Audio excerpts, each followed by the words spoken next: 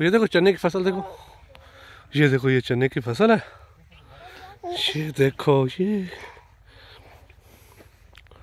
बारिश के आने की वजह से ना बहुत प्यारी होगी। देखो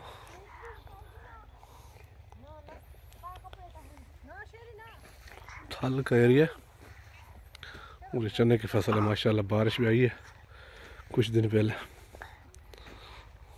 बहुत आउटस्टैंडिंग।